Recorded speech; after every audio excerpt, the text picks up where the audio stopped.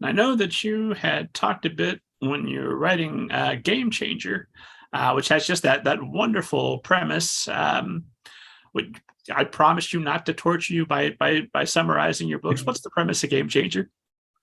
So Game Changer is about a high school football player who bounces into alternate universes because he hits so hard. He's a tackle, and every time he hits really hard, he bounces into a parallel universe where everything is the same except for one small thing. Now, I had this idea for a very long time, but it was one of those ideas that wasn't screaming to be told until I thought, what if every world that he bounces into is a different social reality where he has to face different social realities that he never had to before? So what if he's like this, this kid who doesn't really get racism, or who doesn't, not that he's racist, but he just doesn't understand what it's like to be, African American in the United States. And his best friend is African American, is always telling him, dude, you just don't get it. Well, he ends up bouncing into a world where Brown versus the Board of Education went the other way, and the US is still segregated. And so his best friend is no longer in this new world, his best friend. He's not even in the school because whites and blacks don't go to school together in this world that he's bounced into.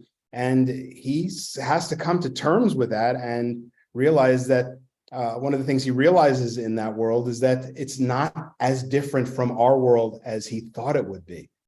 And he starts to understand the concept of institutionalized racism that we have in our world. And so he bounces through these different social realities. There's one world in which he is, everything in the world seems exactly the way it was from the world he just came from, except that he's starting to realize that he's attracted to other guys. In this world, he's gay. And he, for the first time in his life, has to experience what it's like to have same-sex attraction and how that affects his entire being, his entire life. And ultimately, in that world, he comes out to his parents and to his school.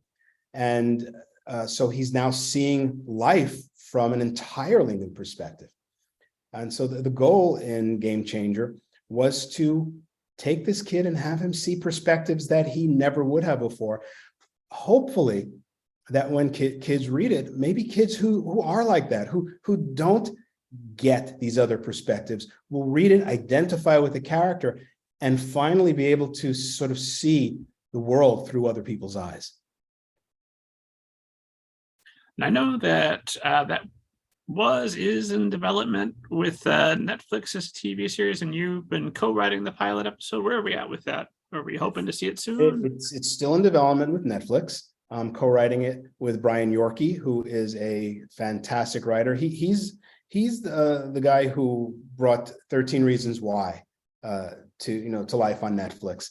But the thing that was my favorite thing of his is the stage show, the musical that he wrote, Next to Normal, which is my all-time favorite musical. So when I found out I was going to be writing with the guy who wrote Next to Normal, it was really hard not to just fanboy all over him when I met him, because I'm very excited to be working with him, and he's really, really smart, really a good writer. And so the collaboration has been fantastic. Netflix, though, has been going through a lot of difficult things. So whether or not they make it, there's no telling, but we'll see. I was just wondering if you were going to convince him that there needs to be at least one episode where the alternate universe it's a musical. Everybody sings. That'll be the second season.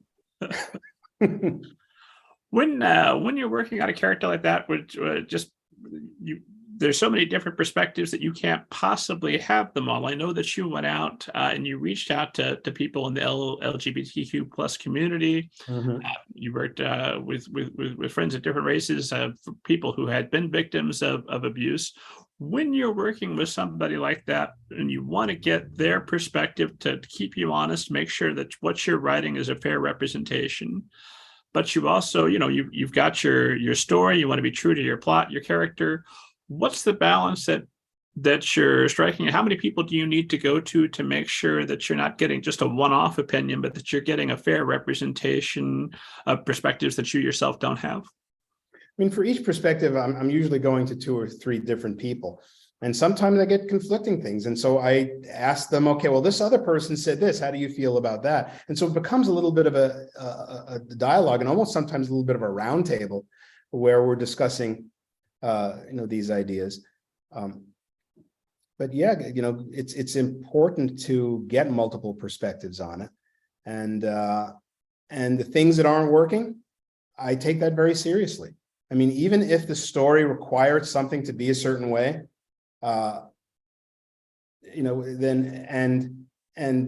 comes back, from a friend who's reading it saying, no, you can't do that. You can't, that is, not going to work. It's insensitive. Then I got to change it, because that is the most important thing, is that it is authentic and sensitive to the issues that it's addressing. And I did have to do that multiple times in Game Changer to make sure that I was being sensitive in the right way. And of course, there's still going to be people who are going to be offended no matter what you do. I know that with Game Changer, I offended people on the left. How dare I write about an LGBTQ plus person, or how dare I write from a woman's point of view, who's been in an abusive relationship. And then on the other hand, I was smashed by the extreme right, saying this is just nothing but a extreme left, this social justice screed. So I pissed off both sides. So I think I must be doing something right. Well, could you ever write anything that's going to make everybody happy? No, can't be done. Although I always want everybody to be happy, but you can't please all the people all the time. Well, what's your own personal barometer for I did what I set out to accomplish? Or do you ever feel that way? I mean, I do. I mean, I like with Game Changer, I feel that I accomplished what I set out to accomplish.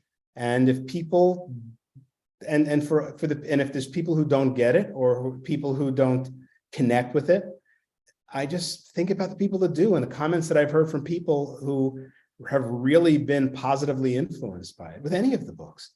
I mean, of course, I love hearing the positive things, and anytime I do hear something negative, it always sticks. It sticks in my craw a little bit, because it's like the reviews. You can have a dozen great reviews, and then you get one bad review. That's the one that you remember, and so so I'm always trying to sort of overcome that.